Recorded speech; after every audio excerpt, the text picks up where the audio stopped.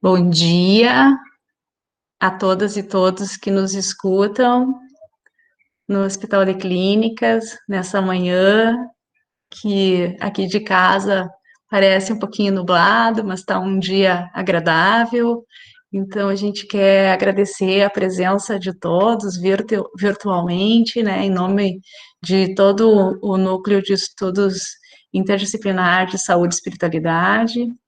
Esse é o nosso primeiro webinário de estudo do NACE, e a gente vai contar com a participação gentil do nosso querido amigo, professor Moriguchi. Eu vou começar falando para vocês um pouquinho sobre o núcleo, né? Eu não sei, professor, se quiser dar um oi, pelo menos, antes da gente começar.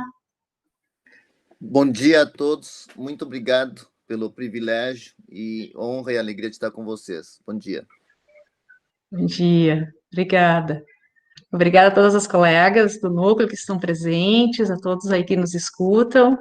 Então, eu vou tentar, com esses recursos tecnológicos novos aqui, vou tentar iniciar a minha apresentação e já vamos conversando para a gente aproveitar bastante esse tempo que temos aí das 9 às 10h30.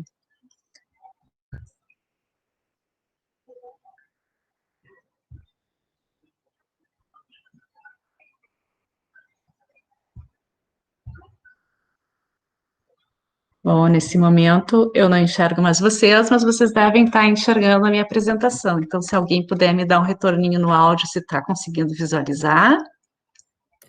Estamos. Estou conseguindo ver tanto a apresentação quanto você. Você também já está visível. Bem. Muito obrigada. Tá bem? Tá bem. Então, o nosso tema de hoje, o nosso primeiro webinar de estudo do NACE, nós vamos tratar sobre espiritualidade no cuidado em saúde e as mudanças que estamos tendo durante esses tempos de pandemia, né? Com a Covid-19, muito do nosso dia a dia tem mudado, né? E a gente vai falar um pouco sobre, numa perspectiva de como as questões que estão mudando também a gente pode ir acompanhando nesse cenário e fazendo transformações cotidianas. Então, para quem não conhece, a gente tem muitos colegas que estão chegando, né, em virtude do aumento da terapia intensiva, né, destinada a atender pacientes COVID. Nós estamos tendo um número bastante grande de colegas de todas as áreas, né, profissionais de saúde que estão entrando no hospital. Então, talvez alguns colegas já conheçam bastante esse tema, mas a gente quer recordar e quer trazer para vocês qual é o objetivo do nosso núcleo de espiritualidade e saúde, né, que é promover um espaço de estudos e de educação interdisciplinar sobre espiritualidade no cuidado em saúde, com base nas pesquisas científicas e no compartilhar das nossas experiências cotidianas, né, que nós temos todos, né, uma bagagem, e ela acontece no cotidiano. E, é claro, nós mesclamos tudo isso com muito, né, das nossas pesquisas que acontecem no nível local, nacional e internacional. E, assim, para quem quer mais detalhes, assim, quer conhecer um pouco melhor o nosso núcleo, porque na nossa apresentação a gente vai dar só algumas pinceladas, vocês podem ter acesso na página do hospital, né, aqui tem um breve caminho, né, vocês podem percorrer aqui, né, a abinha institucional, vão até lá embaixo, núcleo de segurança do paciente, e vocês encontram o NACE, e lá vocês vão se deparar com várias informações, assim, como que a gente faz para ingressar, fazer parte do núcleo, né, para participar das atividades, na sequência eu vou falar um pouquinho delas, mas também vocês vão ter acesso à nossa base né, nossas referências de norteamento da espiritualidade no cuidado, né, então eu queria já de imediato falar um pouquinho para vocês qual que é a nossa base referencial da compreensão de espiritualidade, né, que ela é uma dimensão humana, que se traduz em compreensões diversas e individuais, então é no diálogo cotidiano, bem tranquilo com os nossos pacientes, que a gente vai aprender a conhecê-los e saber como eles pensam, né, sobre a sua dimensão espiritual, né, então ela é uma dimensão dinâmica e intrínseca da vida humana, essencial para, né, grande parte, né, da humanidade reconhece que tem uma dimensão espiritual e se relaciona com a maneira como as pessoas experimentam, né, o seu cotidiano, o seu contato consigo mesmo, é como elas expressam e buscam significado e propósito e transcendência, né? É como elas experimentam conexão com o momento que elas estão vivendo, né? Por exemplo, a gente está vivendo um momento bastante transformador agora com a pandemia do coronavírus, então cada um de nós está experienciando de um jeito diferente, e a gente pode, nesse momento, ir se integrando e compartilhando como estamos vivendo para poder nos reforçar, nos apoiar, sermos solidários, empáticos, né, nesse momento. Então, isso se dá também na relação com os outros, com a natureza, o que é significativo e sagrado no seu viver, né. Então, essa é a base do nosso referencial, ela se apoia, assim, esse conceito ele é oriundo da Conferência Internacional que aconteceu em 2013. E dentro das atividades que a gente desenvolve no NEISE, né, fundamentalmente a gente está voltado para essas ações de capacitação, de um programa de educação permanente, né, dos profissionais de saúde. E elas, então, buscam, né, todas as ações estão voltadas para que a gente possa fazer com que esse tema, essa dimensão tão importante do cuidado chegue lá para os nossos pacientes, né, e para suas famílias. Nós também realizamos reuniões mensais e seminários de estudos bimestrais. Esse é o nosso primeiro, né, webinar, né, que está sendo de forma virtual, mas tradicionalmente nós nos encontramos para conversar, dialogar, compartilhar aquilo que estamos estudando bimestralmente, né. E, além disso, nós temos como tradição, e lá no link do NEISE, vocês vão encontrar o compartilhamento da produção do conhecimento sobre espiritualidade, por meio das publicações das pesquisas, né, nós também trabalhamos fortemente na realização de eventos científicos, né, e as ações de capacitação, rodas de conversa, né, agora elas não estão podendo acontecer em função da pandemia, mas muitas ações são presenciais. Agora a gente espera que, quando tudo isso passar, a gente possa se encontrar para falar bastante sobre esse tempo, né. Queria compartilhar com vocês, né, o que a gente, ano passado, conseguiu no nosso evento, no final do ano, em novembro, durante o primeiro Fórum Nacional de Núcleos de Estudos Interdisciplinares de Espiritualidade. Nós conseguimos formar a Rede Brasileira de Núcleos e Grupos de Estudos Interdisciplinares de Espiritualidade, com 12 integrantes, né, do Brasil todo. E já temos aí algumas pessoas solicitando a entrada, esperamos que em breve a gente possa fazer uma reunião. A gente pretendia se encontrar em um evento que não acabou não acontecendo por conta da pandemia, mas a gente pretende fazer uma reunião virtual nos próximos meses para a gente poder fazer a entrada de novos núcleos que se agregarão nessa iniciativa que aconteceu ano passado. A gente também entrou em 2018 e vem gradativamente fazendo a nossa programação de fazer parte de um movimento internacional, né, que é o projeto EPIC, né, que é um projeto que visa, né, melhorar a competência dos enfermeiros na prestação dos cuidados espirituais através da educação inovadora e cuidados compassivos. E ano passado, na verdade, quando a gente entrou, a gente já informou para eles que o nosso núcleo, ele é um núcleo interdisciplinar, então a gente não agregaria, além do foco dos enfermeiros, também as outras profissões, para que a gente pudesse, então, fazer dentro do nosso hospital um aprimoramento das competências dos profissionais de saúde na prestação de cuidados espirituais, por meio de uma educação inovadora e de um cuidado compassivo, então, com base nas nossas próprias experiências, né, de educação e de pesquisa, e integrando os padrões propostos pela rede EPIC, né, Então, a gente vem gradativamente trabalhando nisso, né? Aqui vocês podem ver um pouquinho do formato da matriz do padrão ouro, né? Para cuidado espiritual e a educação, do processo de educação, né?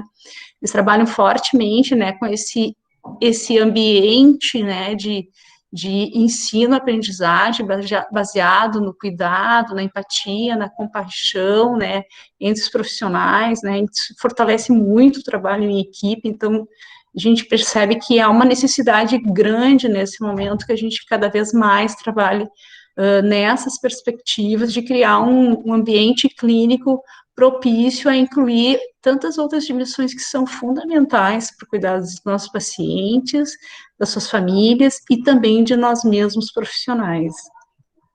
Aqui vocês podem ver brevemente, né, o que foi a participação de dois fundadores da rede EPIC, que é a doutora Linda e o doutor Wilfred. Depois, se vocês quiserem, agora a gente já conseguiu o acesso à webconferência gravada, ela está disponível no nosso Drive, a gente pode compartilhar com vocês para vocês assistirem. Então, foi um momento bastante privilegiado de poder ouvir dois professores que estudam há muitos anos, né? Eles trabalham na Inglaterra e nos Países Baixos, na Europa. Aqui, então, já entrando um pouquinho no assunto que a gente quer conversar com vocês, né, que também faz parte, né, do plano, né, de negócios e gestão estratégica do nosso hospital, né, o cuidado centrado na pessoa.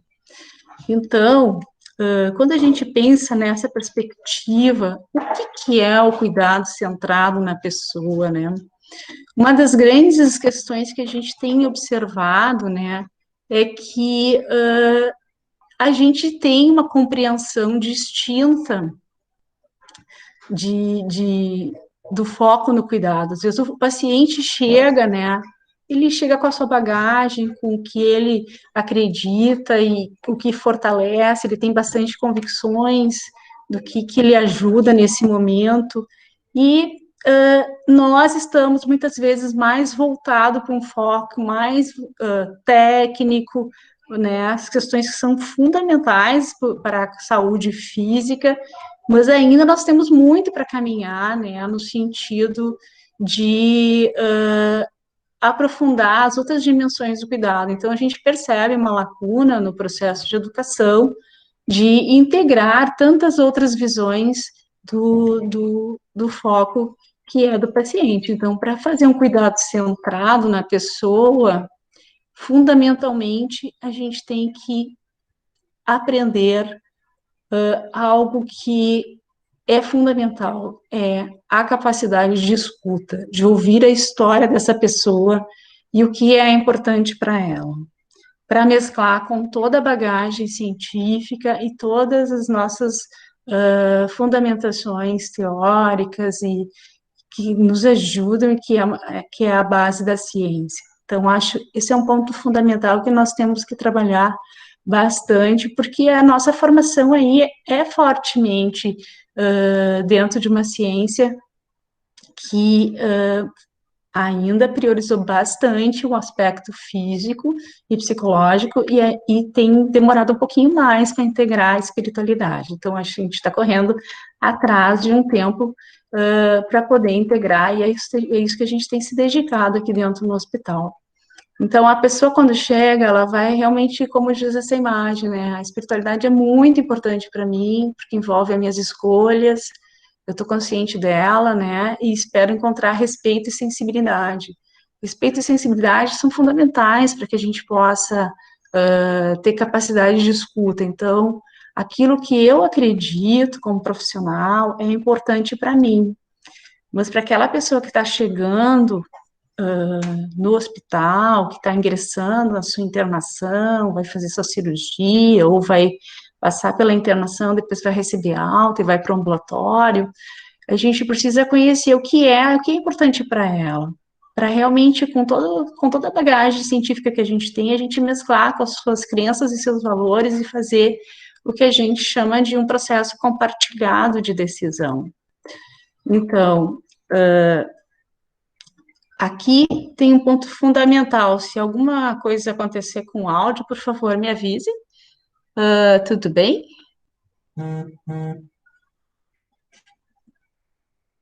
Bom, eu vou continuando aqui.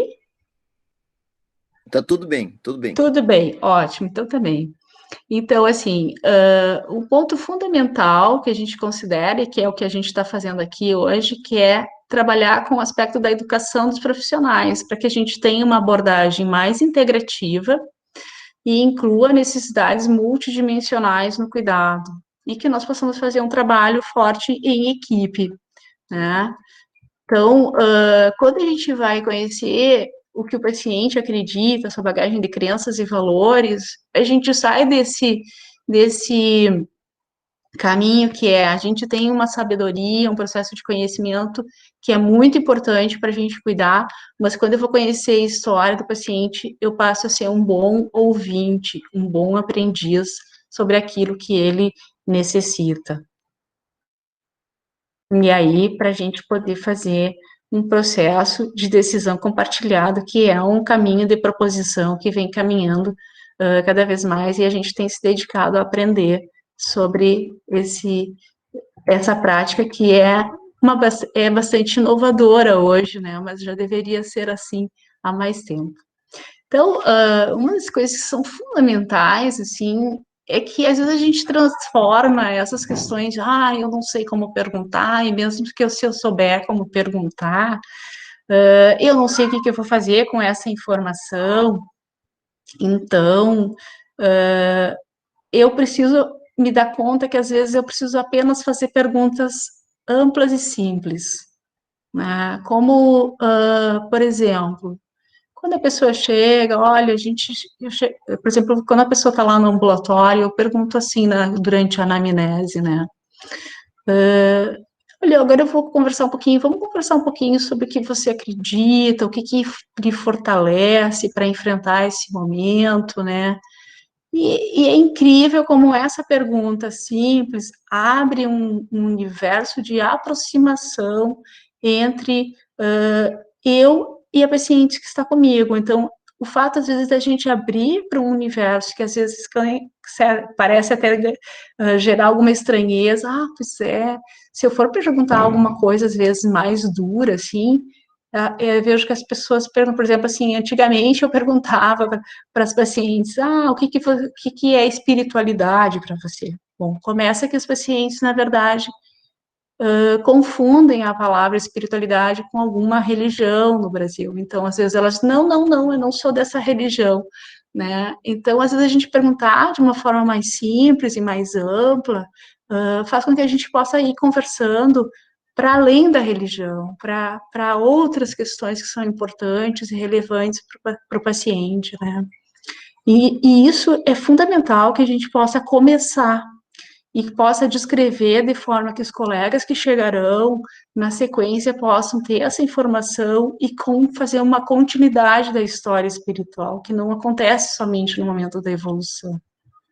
Então, para isso, para essa abordagem continuada, a gente vai vendo que ao passar dos encontros, ao passar dos dias que a gente vai tangenciando o cuidado do paciente, né, que esse, acho que talvez seja o ponto fundamental para nós, especialmente para nós enfermeiros, né, que as pessoas às vezes dizem, o meu dia a dia é tão atribulado que eu não consigo fazer.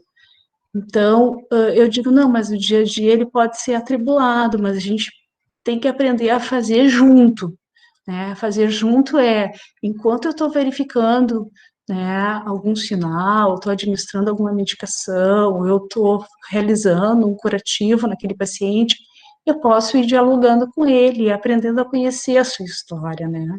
Não é só lá no momento da anamnese que ela se dá. E isso vai estabelecendo um vínculo e a gente vai, com certeza, se aproximando e conseguindo conhecer melhor a história do paciente e, fundamentalmente, né, saber o que promove o bem-estar espiritual daquela pessoa, para a gente poder integrar no plano de cuidados o que é relevante para essa pessoa. Aqui vocês vão ver, a gente conta lá no linkzinho do Neise, na página da intranet, Nós temos alguns materiais de apoio que a gente criou exatamente porque nós somos um número pequeno ainda de pessoas no núcleo, que está mais bem preparada, talvez, assim, para apoiar nos processos de educação, mas a gente queria estar mais perto das pessoas. E para isso, né, como o hospital é grande, são muitas áreas, nós fomos criando alguns recursos, né. Então, aqui vocês vão ver, então, além das pesquisas científicas que nos ajudam, tem o mestrado, por exemplo, a Marta está aqui, a Márcia, né, a Charlize, então, o professor Moriguchi também, a gente pode destinar ali vocês vão ter acesso a pesquisas, a artigos científicos que embasam como a gente pode aproximar isso do cuidado. Esse é um e-book que ele está acessível numa plataforma livre chamada ISSU ou ISU, né, você baixa no seu celular e você pode acessar ali. Então, esse e-book, ele trabalha muito com a espiritualidade mais voltada para cuidados paliativos, mas todas as questões que estão lá dentro são possíveis de ser usadas em qualquer momento, né? Então, a gente vai ter ali um pequeno guia orientador de como perguntar, né? Mas a dica é que a gente use as nossas próprias palavras, e melhor ainda, que a gente conheça aquele paciente, qual que é a linguagem que ele vai entender, e só sabe isso quem está lá na ponta, né? Então, assim, vocês vão ver, enquanto tem algumas perguntas que são norteadoras, né? Para perguntar valores, e aqui vocês vão ter um pequeno link que é de um vídeo lá de George Washington, Instituto de Espiritualidade e Saúde da George Washington University, né, que foi sempre um grande referencial que nós adotamos, né, para nos apoiar. E assim vocês podem ir conversando um pouquinho melhor com esses recursos aí que estão disponíveis para todos. Também a gente criou há algum tempo, não faz muito, foi no início desse ano, né? Se vocês escutarem aí um barulho de um gatinho, não reparem, tá? Estou em casa, tá? Olha só, a consultoria de cuidado espiritual, ela foi criada para atender os pacientes do programa de cuidados paliativos, né? E a gente percebeu que essa estratégia talvez fosse mais, também um pouquinho, um complemento a mais para auxiliar nesse processo de aproximação com quem está lá na ponta, né? Então, ela visa apoiar as equipes na elaboração e implementação do plano de cuidados, né? Que integre a atenção às necessidades espirituais e religiosas do paciente e sua família. E também, olha, com certeza, o foco é em apoiar o paciente e a família na tomada de decisão sobre a inclusão de suas crenças e valores espirituais no plano de cuidados paliativos. Então, a base dessa consultoria, possivelmente, a gente pretende, ao longo do próximo período, com base nos padrões de educação da rede EPIC também, formar facilitadores para que a gente tenha pessoas mais bem preparadas para apoiar com consultoria para todos os pacientes do hospital, né? Nós somos todos referência nisso, né, então, mas ainda não temos tempo dedicado exclusivamente ao NACE, né, talvez no futuro a gente possa ter mais capacidade para atender. Por enquanto, nós estamos atendendo só os pacientes que estão em cuidados paliativos. Uma coisa importante que eu queria ressaltar para vocês é que, às vezes, nós vamos encontrar famílias e pacientes com crenças diferentes, tá? Então, quando a gente está levantando os dados, a gente levanta na anamnese os dados do paciente. E aqui eu trago um registro que tem sido bastante frequente e eu queria só fazer uma pequena reflexão com vocês, como na anamnese de enfermagem se tornou obrigatório, só um pouquinho, hoje eu estou um pouco rouca, se tornou obrigatório alguns itens da anamnese, que são importantes para avaliação, para acreditação internacional. Ainda algumas pessoas fazem perguntas bastante simples no início, então a gente vai encontrar a resposta como essa. crenças, talvez essas sejam, assim, um levantamento breve que a gente fez, as duas respostas que a gente mais encontra. Em crenças é Deus e valores família. É fundamental que a gente, às vezes, vá um pouquinho além ou descreva ao longo dos próximos dias mais elementos. Eu vou passar um pouquinho para vocês, por exemplo, se a gente pudesse ir conversando um pouquinho melhor com o paciente, a gente vai ganhando mais dados e vai registrando isso, né? Um exemplo, por exemplo, talvez seja quando o paciente te conta algo sobre a crença dele, né? Como o exemplo dessa paciente, né, que ela acredita que a sua doença é um caminho de aprendizado para ser uma pessoa melhor, considera-se espírita, né, embora tenha sido católica por muitos anos, né, e ainda mantém práticas religiosas católicas como orar para o Arcanjo Miguel. Então, isso é um detalhe importante, porque as pessoas no Brasil, elas compõem o seu caminho de espiritualidade e religiosidade, às vezes utilizando, né, passando por diferentes religiões, e elas não abandonam as práticas que elas faziam, e é isso que é importante a gente conhecer. Né? Então, na enfermagem, a gente tem um diagnóstico de enfermagem que além do paciente que às vezes pode perder o contato com a sua vontade de viver, quando ele tem uma doença longa e prolongada, né? Mas o que a gente mais percebe, né, é uma disposição para bem-estar espiritual. O paciente ele se apoia em tudo que ele acredita para vencer a doença e até superar as questões de dificuldade durante os cuidados paliativos também. Esse é um outro recurso que está voltado mais para a gente conhecer as religiões e credos no Brasil.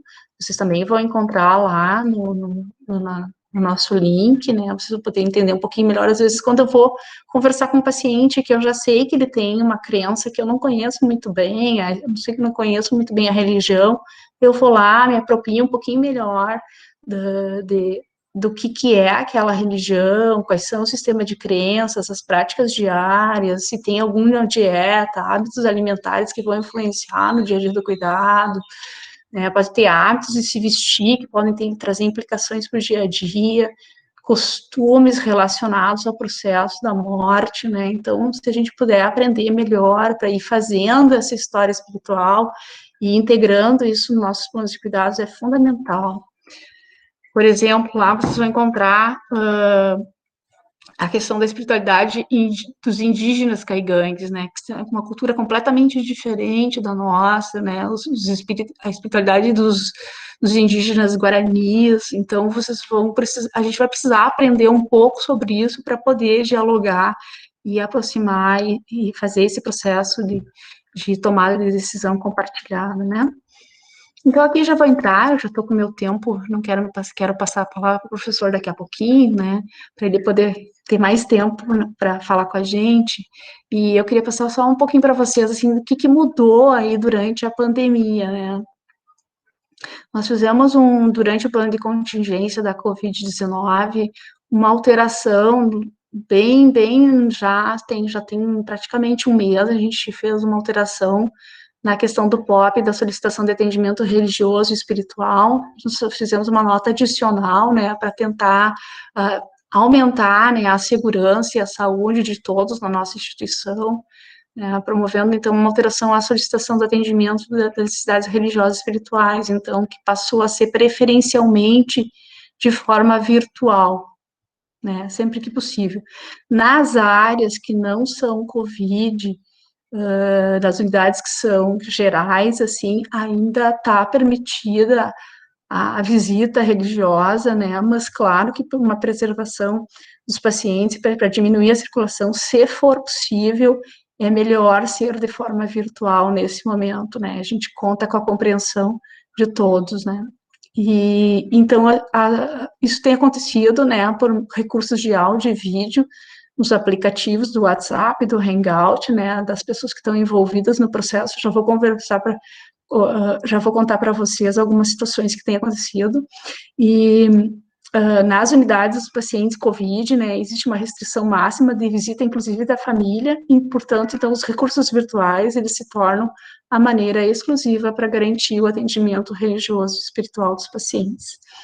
Então, eu queria só contar para vocês aqui é uma das consultorias, né, de uma paciente em cuidados paliativos que a gente foi chamado, né, e na conversa breve com ela, assim, ela me informou a religião dela, a irmã estava presente, disse que tinha o contato da liderança religiosa, e, nós estávamos na unidade com 2 colegas que são jovens, elas nem conheciam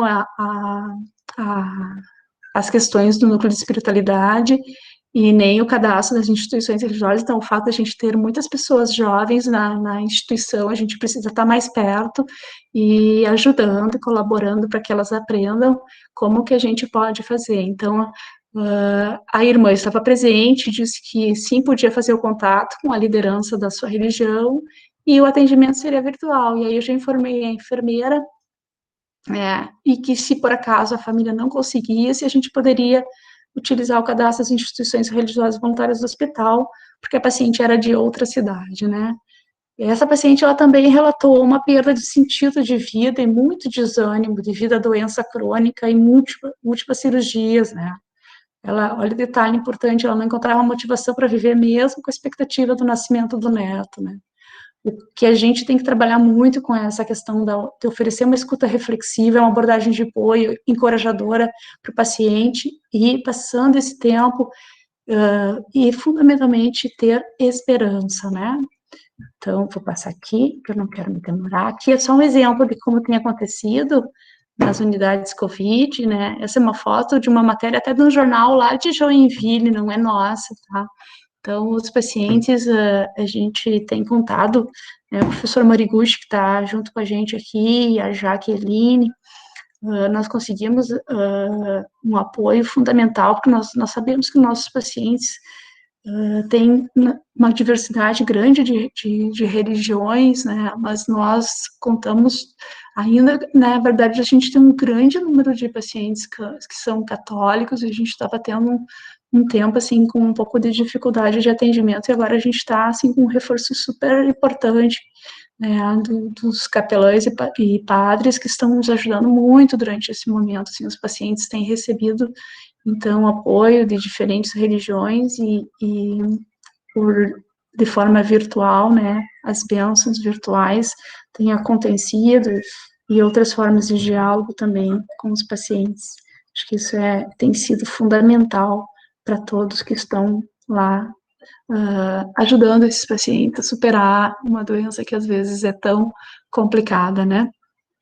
E aí, já me encaminhando para o final, queria compartilhar com vocês algo que eu acho que é um ponto fundamental. Essa página que está lá na Harvard Divinity School, né, uma escola da Harvard voltada para as questões teológicas, do quanto é importante, né, os recursos espirituais durante a pandemia do Covid, e especialmente para nós, profissionais. Eu acho que é um momento muito importante para a gente se voltar para a nossa espiritualidade, para como que a gente vai se apoiar para enfrentar, muitas vezes, um momento de desgaste, de estar encarando tantas mudanças e a convivência com essa forma tão distinta de cuidar, às vezes, das pessoas que não vão poder estar presente a família, vai ter que ter um número menor de pessoas. Como que a gente faz para se apoiar entre nós, ter empatia, compaixão, né? E, enfim, eu queria dizer algo para vocês que eu achei tão lindo nesse site, que fecha muito com aquilo que eu acredito e com as minhas práticas espirituais, que antes de começar, obviamente, que eu tenho uma prática diária de meditação e de tranquilizar meus pensamentos e tentar acalmar um pouco meu coração também, que ele se agita como qualquer de outra pessoa, né?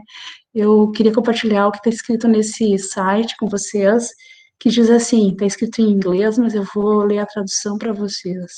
Eu rezo para os pássaros, oro aos pássaros, porque acredito que eles levarão as mensagens do meu coração para cima.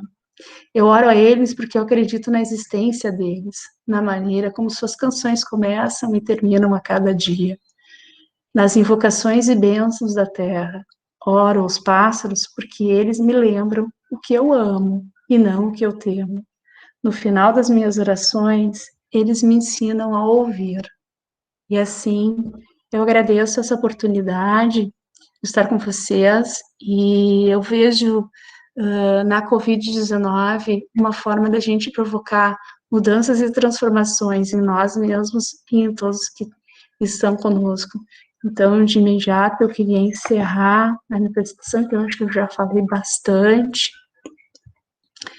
E deixa eu ver se eu só consigo sair daqui. Interromper a compartilhamento. Muito bem. Professor Moriguchi está a postos. Bom dia. Bom dia. Então, eu quero passar a palavra para o professor e apresentar o senhor, que na verdade eu só lhe chamei para dar um bom dia.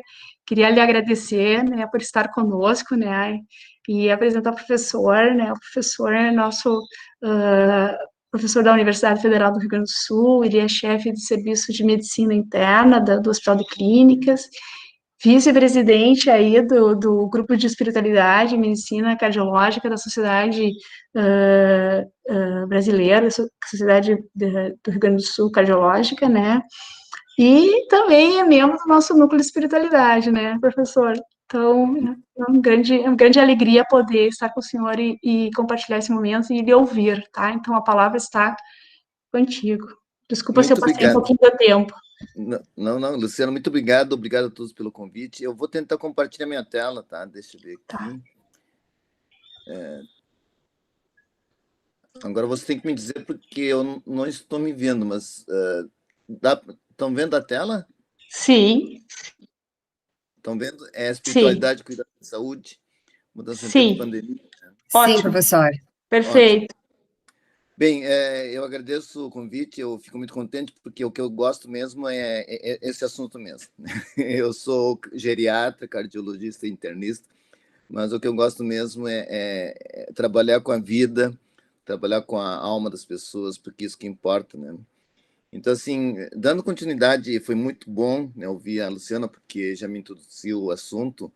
E como a tarefa que me foi dada pela Luciana foi falar de espiritualidade nesse tempo de pandemia, eu vou começar, então, né, como professor, assim, com os conceitos, tá? Primeiro, espiritualidade, né, que é o tema central, e o adjetivo, vamos dizer assim, que é a pandemia, né? Então, assim, espiritualidade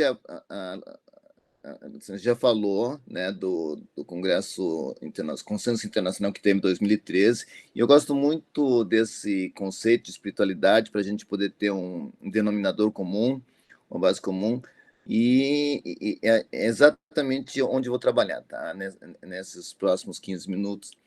Ela diz assim que a parte dinâmica intrínseca da humanidade, ou seja, ela está dentro de nós, né, através da qual as pessoas procuram um sentido final, um propósito, isso eu acho muito importante, a transcendência, né? E experimenta relações consigo, com a família, com outros, comunidades, sociedades, a natureza é importante, né? E o significado sagrado. E a espiritualidade expressa através de crenças, valores, tradições e práticas, que é o que nos impacta diretamente no dia a dia de profissionais de saúde. Tá? Antes de continuar, estão me ouvindo? Alguém pode dizer se está me ouvindo? Perfeitamente, professor. Posso continuar, então? Tá. Então, o primeiro conceito é a nossa base, que é a espiritualidade, e depois a pandemia. Essa é a figura, né, da gripe espanhola de 1900, já é bem passado, né, mais de 102 anos atrás, né, em 1918, né, logo após a Primeira Guerra Mundial, onde nós tínhamos uma pandemia, né, da gripe, chamada gripe espanhola. Tá? Na verdade, ela surgiu na Inglaterra, mas é da gripe espanhola por motivos que eu também não sei direito, mas é a gripe que matou no mundo inteiro mais de 50 milhões de pessoas, né? E só para ter uma ideia como essa pandemia foi grave naquela época, ela chegou a diminuir a expectativa média de vida de alguns países, principalmente nos Estados Unidos, onde tem mais dados, onde teve mais mortes, né? De tanta gente que matou, principalmente idosos, como está acontecendo agora. Então, assim, pandemia, né, epidemia por proporções mundiais, né, assim, sem respeitar fronteiras ou etnias. Até no Japão teve várias mortes. Então, nós queremos e temos, né, que trabalhar na pandemia que estamos agora do SARS-CoV-19, né, o COVID-2, e ver se isso não pode nos fazer diferentes, nós fazemos diferença, muito assim, com a nossa espiritualidade no meio dessa pandemia. E eu fiquei pensando muito como apresentaria esse assunto, e eu estava comentando com a Luciana, né, eu já estou ficando velho, né, tenho mais de 60 anos, então sou grupo de risco, e também, ficando velho, a gente começa a ficar mais ousado, vamos dizer assim, né? Eu sempre fui muito de montar aulas baseado em artigos, evidências e tal. É claro que sempre baseado em evidências, tá? Mas hoje vou relatar um pouco da minha experiência pessoal, né, em termos de espiritualidade, no espírito da pandemia, porque esse tipo de pandemia, para mim, com 62 anos, é a primeira vez. Eu não vivi a pandemia da gripe espanhola, tá? Então, logo, o que me lembrei, porque em fevereiro eu estive no Japão, e no Japão, em fevereiro, eu estava começando, né, naquela época não era pandemia ainda, estava começando a epidemia desse coronavírus. E o que veio à mente foi uma coisa que aconteceu comigo, né, um pouco mais de 10 anos atrás, que foi o tsunami que assolou a região norte do Japão, e eu, por aquelas coisas da vida, estava no Japão dando aula naquela época, né? E tive a oportunidade, como profissional de saúde, como médico, como professor, orientador de equipe, né, ver a catástrofe, né, e eu faço relações com uma pandemia, né, porque não fez distinção de classe social, de pessoas, e assolou e matou um monte de gente, né? A gente não teve controle, porque é a natureza, né? E assim como a gente não tem controle sobre o coronavírus. E me lembrei logo desse cenário e fui pegar umas fotos, fui pegar essa foto que me marcou muito, né? É uma menina que estava na escola, né, quando veio o tsunami. A escola ficava no local alto, só que a família estava em casa, perto do mar, da praia, né? E quando passou as coisas, chegou em casa, não encontrou nem a família, nem a casa, né? E isso, eu me lembro, uma coisa que não dá para descrever, tá? É uma sensação de impotência, de querer ajudar, mas não saber o que fazer. É mais ou menos o que nós temos hoje, tá? É mais ou menos o que eu tenho hoje. Mas a vontade de ajudar eu tinha, né? E a outra figura que me lembro dessa época é essa aqui. É de uma mãe, né, que a casa deles tinha uma criança, foi assolado pelo tsunami, e o tsunami, claro, levou tudo, né? E quis salvar a criança, mas infelizmente o filho, né, acabou se afogando, acabou morrendo. E essa senhora carregou, né, o filho por quilômetros, né, até chegar no local onde pudesse lavar o corpo e tal. E tem uma história muito bonita dessa senhora, dessa mãe, né? Quando li isso, eu fiquei tremendamente movido, né, puxa vida, né? O que a gente pode fazer nessa hora? Uma força desconhecida, grande, que nem agora é uma pandemia, um vírus que a gente não conhece, vírus que talvez os grandes especialistas tenham 6 meses de conhecimento por aí, né? E não tem tratamento ainda específico, não tem vacina, né? Então, eu estou revivendo esse espírito assim de algo de risco, algo que traz medo para todos, inclusive a mim, né? E que a gente não sabe exatamente o que fazer. E nessa hora, a gente tem que estudar, né? Tem que dar aula e tem que atender os pacientes. Surgiu esse artigo, né, que foi de agora, claro, vi vários artigos, vou apresentar alguns, tá? É um artigo que foi publicado no New England, tá, de abril agora, né, não faz muito tempo, 2, 3 semanas atrás, né? nós, como profissionais de saúde, estamos acostumados, né, a falar sobre o paciente, sobre sua doença, sobre seus sintomas, como está aqui, né? Mas nós não perguntamos muito sobre medos, né? E talvez isso é uma reflexão pessoal minha, tá? Porque talvez eu que seja medroso, né? Eu tenho muito medo de toda a situação toda, tá?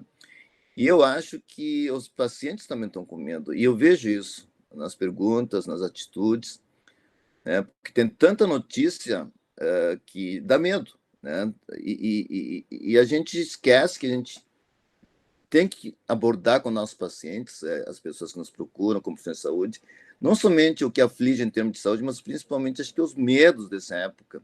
E esse artigo é muito bom, inclusive deixei aí, vou deixar esse material com vocês, para vocês lerem o artigo, que é muito bacana esse artigo, né? A mão invisível, né? O cuidado médico, o cuidado de profissionais de saúde durante a pandemia. Eu acho que a gente tem que começar a refletir que a nossa abordagem, a nossa conduta tem que ser diferente nesses tempos. Não pode ser o mesmo de quando está tudo bem, quando não temos medo, está tudo indo bem, a gente tem que tratar só a doença, entre aspas, né? Não é só a doença que a gente trata, mas não é tratar só a pessoa, né? Em termos de saúde, mas principalmente a gente abordar o medo do paciente, certamente o nosso também, mas começar a abordar de uma forma diferente. Essa pandemia, e eu estou falando de espiritualidade, pandemia, é tentar ter uma empatia maior, compreender os medos, compreender o desconhecido, né? Porque a gente vai bastante tempo assim. Não vai ser em pouco tempo que vai surgir medicamento nem a vacina. E aí, como japonês, né, eu trago uma coisa que é muito importante, que é o Ikigai. Ikigai já deve ter ouvido falar, é o sentido da vida, né? E no Japão está bem claro, né? Isso aqui é um estudo de população japonesa que está bem famoso e atualmente tem outros estudos no mundo inteiro. Depois, no final, vou mostrar um americano, que quem tem um propósito de vida Ikigai, né, o sentido da vida, quem sabe para que está vivendo, quem sabe o que quer da vida, né, tem um prognóstico, essa aqui é a curva de sobrevida, melhor do que aquelas pessoas que não têm, de uma forma bem melhor, ou daquelas pessoas que não sabem se tem. Ou seja, em tudo na vida, assim, porque isso aqui é mortalidade total, tá? Todas as causas. Eu sempre busquei o que era importante para o paciente, né? Claro que a gente por isso estuda, né? Os tratamentos, evidências de prevenção. Eu faço muito cardiologia também, então a gente vê as evidências, cardiologia, fator de risco e tal.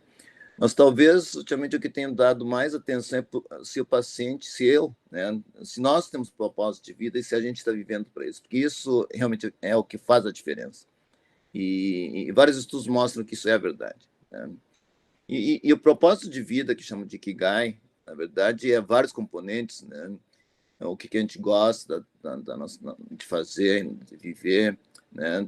Em que nós somos bons, né? E aquilo que nós podemos ganhar o nosso sustento, né?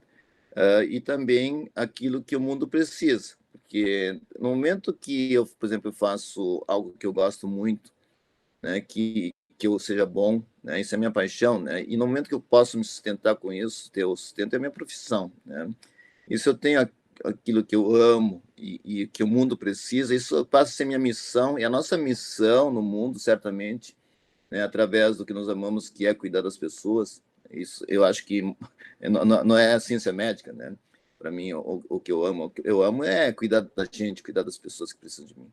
E o mundo precisa da nossa ajuda na parte de saúde. Isso é a nossa missão e acaba sendo, né, também a nossa vocação, na medida que a gente vive isso no dia a dia. Isso é tudo junto, né, o que nos dá o sentido da vida e nos dá esse Ikigai que motiva, né, que certamente determina se a gente pode viver mais, ter mais saúde, mais tempo de vida do que outras pessoas que, eventualmente, não se dêem conta disso, o que não tem, não sabe exatamente o que está fazendo aqui.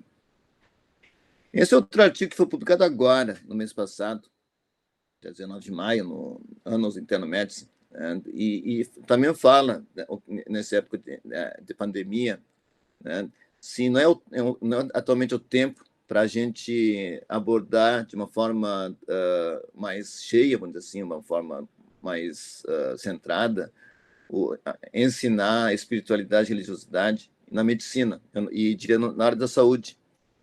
E o Sir William Osler, que foi um grande médico, né, dos tempos modernos, né, e cerca de um século atrás, ele era o símbolo da medicina britânica. Ele, naquela época, já falou que o que faz a diferença entre um médico bom, né, e um médico que seja usual, né, era uma coisa que ele chamou de fé, né, que não fala especificamente com a religião, tá? É fé, né? Como diz aqui, nada na vida é mais poderoso e bonito, né, mais maravilhoso do que a fé, né? E aqui diz assim, os profissionais de saúde, aqui diz doctors, né, e pacientes, compartilham, sempre todos têm fé, né? E, e os profissionais de saúde, os pacientes devem, né, abordar isso e trabalhar melhor, porque e essa fé que é, na verdade, que nos dá sentido à vida, porque é a bússola, né? Nós temos que ter um norte, né? Se não tem um norte, a gente se perde. E esse artigo também, pessoal, vale a pena ler, tá? Realmente acho que é um tempo que nós temos que nos educarmos e educar os outros para que volte mais para a espiritualidade, né? Que é o nosso assunto de hoje. E aí vou só lançar umas referências, e vocês podem ter as referências tudo online, né? É a associação, porque eu também estudo muito a questão do cardio, né? É a associação do otimismo com eventos cardiovasculares, mortalidade total. Eu não botei aqui os gráficos, porque é muita coisa, mas muito mais do que eventos cardiovasculares, para mortalidade total, que inclui as mortes por outras causas, principalmente por depressão, suicídio e tal. O otimismo realmente assim tem um impacto muito, muito importante. E o artigo de baixo é do Proceeding National Academy of Science, que é um artigo uma revista muito impactante, que fala sobre otimismo associado com longevidade excepcional, que é longevidade com saúde, qualidade de vida, em estudos, né? Mostrando que a forma como a gente tem sentimentos, nosso coração tem uma fé, e através disso tem um norte, tem um sentido de vida, isso nos gera um otimismo de viver, faz a diferença, e principalmente nesse tipo de pandemia. E outra coisa que já foi tocada agora, né, há pouco pela Luciana, é a gentileza, kindness. Eu não sei se é a tradução exata do kindness para português é gentileza, mas ser legal, ser bom, né? Ser gente boa, né? E isso hoje em dia currency, dinheiro, como dizer, é o valor, né?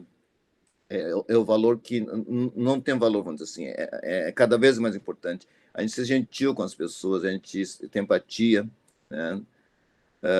E embaixo, né, espiritualidade e saúde mental, né?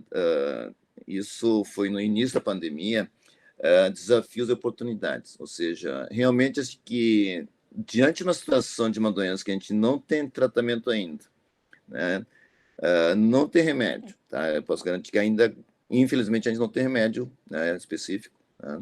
Não tem vacina, né? A gente sabe que o que pode prevenir de se infectar é cuidados pessoais, como higiene das mãos, uso de máscara, distanciamento social, tal, mas não tem tratamento. Então, nessa hora, quando não temos, né, um medicamento para prescrever ou uma vacina, se torna muito importante essa espiritualidade nossa, de se conscientizar, querer ajudar os outros, né? Enquanto todos estão com medo, né? A gente também está com medo.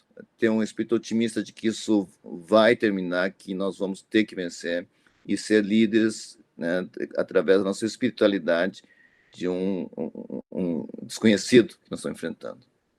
E tudo isso, essa aqui é um esquema bem clássico, desculpa, está cheio de coisa, mas eu queria, na verdade, centrar que a nossa fé, como eu falei, né, que nos move, independente de religião, se é natureza, no shintoísmo é natureza. E eu, como sou japonês, eu entendo muito bem, né, o shintoísmo no sentido de que a natureza representa, na verdade, a criança, o ser superior, a transcendência. No caso de outras religiões seria Deus, né? E isso nos leva a viver as virtudes, né? E, na verdade, viver as virtudes, que são exatamente os valores que vão dar sentido à vida e que vai nos dar uma saúde cardiovascular ou saúde geral melhor. E essas virtudes humanas, que não é nada de especial, mas isso é transcultural, transétnico, porque isso é mundial, eu posso dizer isso porque eu nasci no Japão, cresci no Japão, mas vivo aqui no Brasil e a gente viaja o mundo inteiro, né? Valores como perdão, honestidade, autodisciplina, altruísmo, humildade, gratidão, paciência, confiança, tudo isso não está fora, está dentro do coração, né?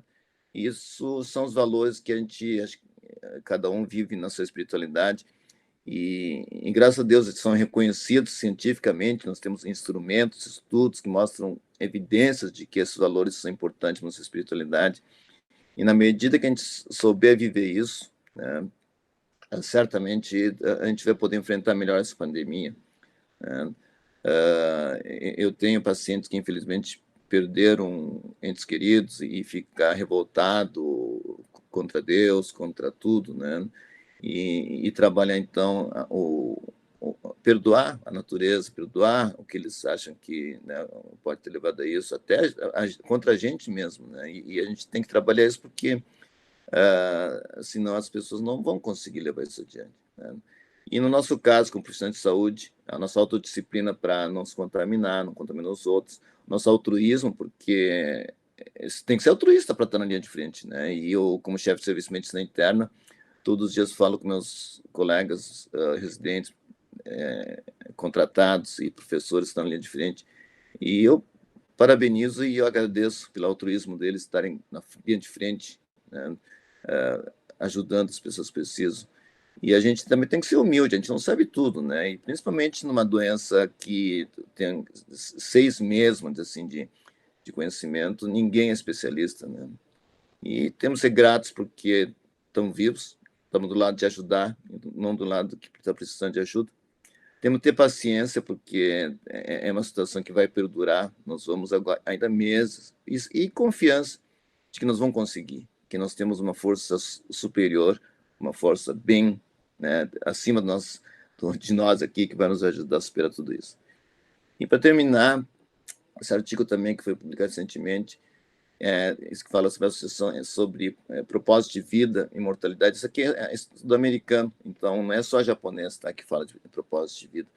E o nosso propósito de vida hoje, acho que é batalhar pela saúde dos que precisam, né, proteger nossa família, e através do que a gente sabe, do que a gente é bom, a gente gosta, né, tentar ajudar as necessidades da população, de quem eventualmente venha a ser contaminado. Isso é o Ikigai, né, que eu falei no começo. Tá? E eu, com isso, eu gostaria de encerrar os meus minutos aqui, agradecendo pela oportunidade e dizer que estou aprendendo. Então, esse tema, eu falei para o Luciano, eu também estou aprendendo e realmente, assim, montei como material de agora, baseado na experiência que tenho tido e me remete muito, né, ao tsunami, que é muito parecido. A gente não tem controle, né, e a gente tem que ajudar quem sofreu, né? Então, com isso, agradeço e termino a minha apresentação. Obrigada, professor. Eu vou pedir para as colegas, assim, talvez a gente pudesse, gurias, com o dedinho e a câmera ligada, a gente poder se comunicar aqui para não abrir todas o microfone ao mesmo tempo, mas quem quer fazer perguntas, então, ou escreve no chat que pretende fazer uma pergunta. Eu vou só ler para o professor aqui alguns comentários que vieram aqui, rapidinho. A Rose, que sugere que avaliar a possibilidade de disponibilizar a palestra da professora Linda e o Wilfred na aba do NACE, né, através do link do portal. Acho que sim, Rose, podemos estudar isso, bem boa essa sugestão, né, a Marcinha dá um feedback aqui da apresentação. Professora, a Cássia diz, excelente, manter a fé, fundamental, né, puxa, uma oportunidade fantástica, professor, fiquei tão feliz de ouvir, assim, porque como o senhor conseguiu fazer um link maravilhoso, realmente, com as virtudes humanas e como elas são linkadas com o dia a dia do cuidado que a gente está fazendo no nosso hospital, né? Gurias, acho que só temos gurias. Eu estranhei, só tem eu de homem aqui. Legal. Então, gurias, podem abram o microfone aí, vamos conversar um pouco, que eu acho que é fundamental.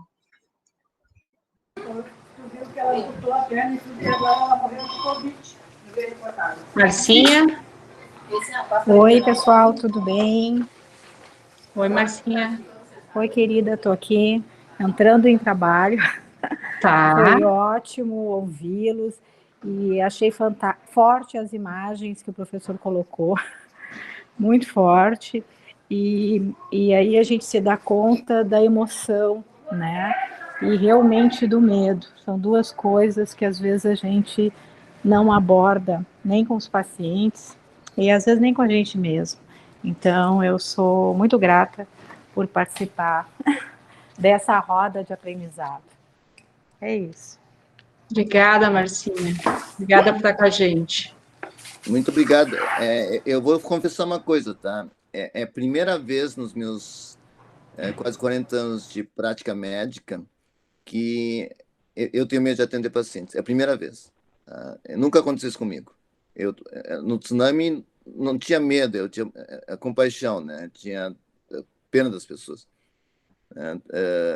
É uma sensação diferente. É a primeira vez na minha vida de médico, né, que a gente experimenta tudo e tem medo, às vezes, de atender pacientes.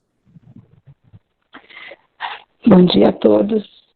Professor Boliguchi, é muito confortante lhe ouvir, porque pela primeira vez em 38 anos de enfermagem eu também tenho medo. Tá? E a fé, da forma que ela se apresentar, é muito importante. E ouvindo a sua fala como médico, reforça a importância, porque nesse meio que nós convivemos, quando a gente fala de fé, muitas vezes as pessoas olham para a gente com desconfiança. E nesse momento, a fé é o que está nos mantendo, a nossa humanidade, partilhar os nossos medos e as nossas fés é o que vai nos manter firmes para lutar nesse mundo incerto que a pandemia nos trouxe. Muito obrigada pela oportunidade. Eu que agradeço pela oportunidade de organizar o material e pegar material de 10 anos atrás. Foi até emocionante para mim pegar material da época do tsunami. Até me emociona quando falo do tsunami. Oi, Lu. Oi, doutor Moriguchi. Oi, Marcinha. Também queria aproveitar para agradecer muito essa oportunidade de estar aqui com vocês, ouvindo, né, essa apresentação linda, amorosa, gentil, fraterna e realmente, assim, foi muito emocionante, sabe? Ouvir vocês, ouvir aquela oração, ver aquelas imagens, assim, que realmente elas são muito chocantes, né? E a gente fica pensando em todos os valores e sentimentos de cada pessoa, sabe? Que existe, né, de uma vida atrás de cada ser. Então, que a gente tem que estar sempre muito atento mesmo a isso, né? Porque a gente abordar, como o doutor Moriguchi falou, a questão da saúde, né, da medicina, dos nossos tratamentos, é uma situação, mas tem um ser ali atrás com toda uma história, né, com os seus medos, né, seus temores, também os seus valores, né, e às vezes a gente nem está sabendo quais são eles. Então, foi muito bom ouvir vocês, assim, e eu acho que eu procuro levar sempre isso em conta nos meus atendimentos, mas até o formato, assim, de coisas que vocês falaram e né, de abordagens que eu acho que a gente pode utilizar para até abrir mais ainda esse espaço, sabe, de escuta dos nossos pacientes, enfim, né. Então, muito obrigada mesmo por estar podendo compartilhar e participar desse momento tão importante, né? E que dá vontade que todos os profissionais também da saúde, sabe, que muito mais colegas de todas as profissões pudessem estar ouvindo, né? Porque eu acho que a gente ia poder fazer uma assistência, uma saúde de outra forma, sabe? Né? Entendendo o que está por trás de cada doença, né, ou cada situação de saúde que traz as pessoas aqui. Então, muito obrigada. Lu, eu queria te dar os parabéns, eu escrevi no chat, mas não falei, pela organização e por nos ensinar a cuidar, né? O cuidado espiritual, ele é um cuidado que ele é fundamentado nas evidências científicas, mas ele também tem um caminho intuitivo e que a gente tem que ensinar, né? Porque é um caminho que a gente aprende fazendo o caminho. E a tua experiência em fazer as consultorias e na tua própria experiência profissional no teu local de trabalho tem te dado condições de nos ensinar a fazer esse cuidado espiritual, a mostrar os caminhos, porque cada profissional vai fazer o cuidado do seu jeito, e isso é uma coisa que a gente já conversou, que é importante aquela enfermeira, aquele médico, aquela pessoa que está ali com o paciente na unidade, se empoderar e poder abordar isso, porque a gente chega com o conhecimento que a gente tem, mas aquela enfermeira, aquele médico, está ali, conhece a história daquele paciente, né? Precisa aprender a fazer esse cuidado também, mas parabéns por todo o trabalho e por todo o teu empenho em conduzir o NEIS, em coordenar e nos ajudar nesse propósito que a gente comunga. Parabéns. Bom dia, posso falar? Claro, queria só agradecer a Marta pelas palavras gentis. Esse trabalho, Marta, é nosso, né? É de um grupo muito forte que se uniu, né, há muitos anos e cada um vai se apoiando e reforçando o trabalho do outro.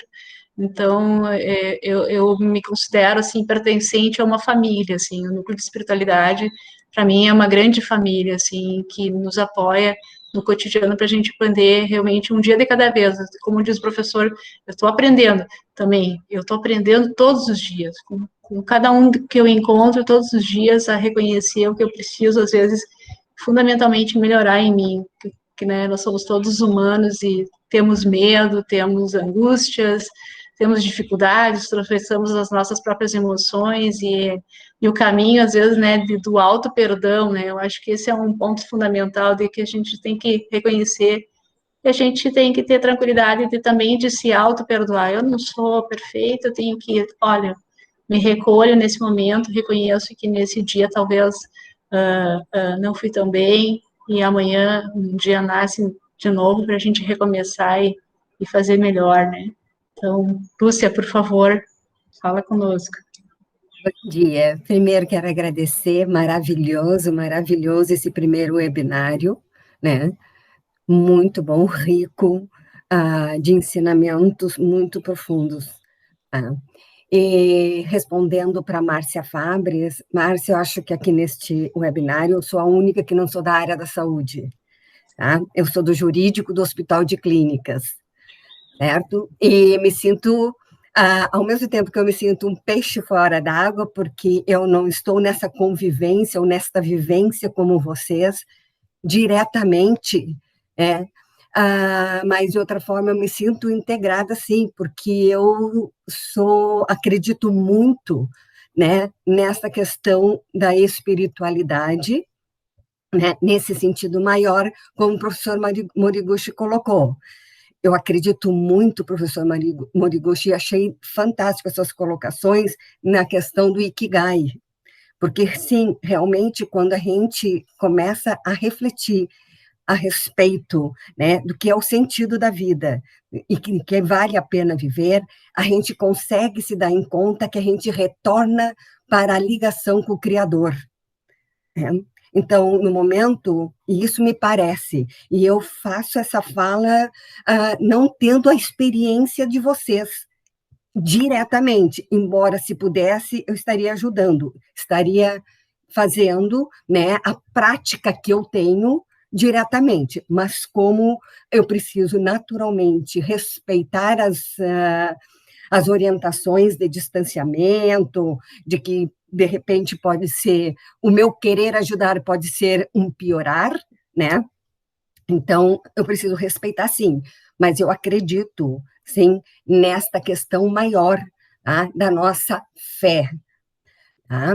Eu achei muito interessante a colocação do medo, tá? E não que eu não tenha medo, tá? Mas, fundamentalmente, trabalho esta questão de colocar o que é o significado do medo, porque o medo nos traz uma polaridade, uma frequência muito baixa, e nesse momento nós precisamos vibrar muito alto, que é com todas aquelas virtudes humanas que o senhor colocou muito bem. Foi excelente, foi fantástico isso, tá? Então, eu só queria deixar, né, para vocês, assim, a minha grande satisfação, alegria, tá, de ter ouvido vocês dois. Foi fantástico. Luciana, esse teu trabalho é maravilhoso, tá? Também de trazer, né, e de criar e unificar, ou unir, não unificar exatamente, mas trazer essa possibilidade de adesão das pessoas, né, para trabalharmos em conjunto, tá? E, enfim, quero deixar esse recado, assim, de muita alegria, muita gratidão a vocês. Obrigada, Lúcia, pelas suas gentis palavras. É tão bom poder estar contigo. Às vezes a gente sabe de quanto o teu dia a dia, às vezes, presencial é tão ocupado, e tu não consegue estar conosco nas atividades, mas está sempre ligada, sempre conectada. A gente sente a tua presença, e agora o trabalho remoto tornou possível aí a tua participação. Muito obrigada. Cássia? Bom dia. Oi. Oi? Eu queria deixar aqui. Estão me ouvindo? Sim. Sim, Cássia. Primeiro, assim, agradecer muito a vocês, as palavras do professor, da Luciana, dizer assim que isso que a gente está fazendo, que vocês estão propondo, nos traz muita esperança, nos faz esquecer do momento, né? Faz esquecer do medo, faz esquecer das dúvidas, da ansiedade. Então, isso é a forma prática do que vocês falaram, né? O que é a fé? A fé que remove montanhas, assim, na poesia, na verdade, na prática, é isso que a gente está fazendo. Nossa fé que está nos mantendo mais firmes, que embora a gente tenha medo, e eu acho lindo isso, que quando o professor assume que ele, como médico, tem medo, ele é um ser humano como nós. Eu acho isso lindo, isso me cobre, assim, de esperança, sabe? Mesmo medo sendo um sentimento não tão bom. Mas isso é normal do ser humano. Então, eu quero dizer que a nossa fé realmente que está nos levando, nos fazendo que a gente caminhe dia por dia. E vocês, principalmente, que estão na linha de frente, eu tenho certeza que é essa luz da fé que que vai iluminar até o fim dessa jornada, vai dar tudo certo, e que a gente viva um dia de cada vez, porque a gente vai superar isso. Depois a gente vai fazer outros webinários para contar como foi a nossa experiência, né, de como o Neise e esses webinários nos deram força, nos deram mais luz para os nossos dias, né? Então, assim, ó, muita gratidão pela esperança que vocês estão nos proporcionando, tá bem? E peço a Deus realmente que dê muita, muita luz para vocês. Obrigada. Obrigada, Cássia. Professor, por favor. Muito obrigado pelos comentários, né, Lúcia? Muito obrigado. Eu falei que é verdade isso. Eu também achei estranho, tá? Porque eu disse, puxa vida, já sou velho, médico velho, e o que isso está tendo medo, né? Mas é que no começo a gente não se dá conta. Mas aí eu fui estudar o medo, porque havia aquele artigo, né, que eu mostrei para vocês, vale a pena ler o artigo. Eu fui descobrir que a gente está vivo aqui graças ao medo. Né? Se não fosse medo, o ser humano, a espécie humana não existiria na face da Terra. O medo é uma sensação que cada um de nós tem para se autopreservar e preservar os outros, né? Então, é uma sensação ruim, né? Ninguém quer ter medo, mas, por outro lado, é o que nos protege, né? Quem me encontra no hospital nem me reconhece, porque eu estou de máscara, estou de face shield, e ainda bem que tem aquele crachá enorme, né? Que tem a foto da gente. Aí, como eu tenho olhos pequenos, né? A pessoa já me reconhece, né? Ó, professor, ele disse, está me vendo? Não, não, seus olhos dele e o crachá, né? E alguns perguntam, porque eu estou todo paramentado, disse, professor, o que é isso tudo? eu digo, eu medo, tá? Eu medo, porque eu não quero pegar o corona, né? Mas eu não quero pegar porque eu tenho um propósito de vida, tá? Que é ajudar quem precisa, e se eu tiver doente, não posso ajudar, né? Então, é tudo um construto, né? Tudo é uma consequência, né? Então, a gente tem um propósito de ser profissional de saúde, ou pode até jurídico, porque você já me ajudou, né? Você já me ajudou. Outras situações, a gente tem que trabalhar junto, né? E, para isso, a gente tem que estar bem, né? Tem que estar com sentimento de gratidão, porque está bem, isso é tão importante. Tem que perdoar algumas vezes umas famílias furiosas que chegam quase a bater na gente, mas a gente tem que absorver isso e tem que perdoar e tem que entender, né? A compaixão, a autodisciplina para não responder, várias coisas das virtudes, aquelas que a gente vive, e isso a gente consegue viver porque tem a espiritualidade da gente, né? Então, isso é fundamental, e parabenizo o Neis, né, por esse grupo maravilhoso e pela iniciativa que faz com que a gente consiga compartilhar esses valores e sentir que não estamos sozinhos, né? E não é nenhuma vergonha, tá? Ter medo, né? Eu sou velho e tenho medo, tá? Mas é isso que me move, isso que me mantém vivo, né? E isso que me faz continuar. Inclusive, eu estou aqui, depois disso eu tenho mais uma reuniãozinha, mas depois vou lá orientar os residentes, né? Então, mas vou estar com meu face shield, máscara e tudo. Está tudo protegido, né? Para medo diminuir. Professor, eu acrescentaria que o medo também caminha junto com a solidariedade, né?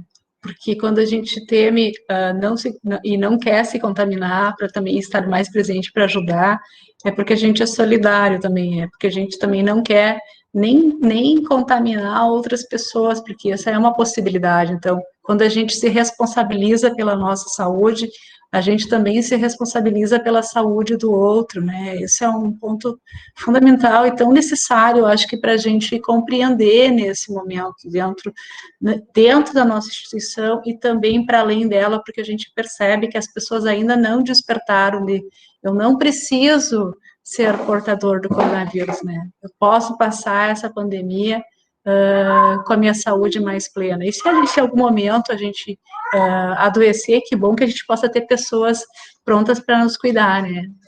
Então, acho que esse é um ponto fundamental. Mas está aberto para conversar aí.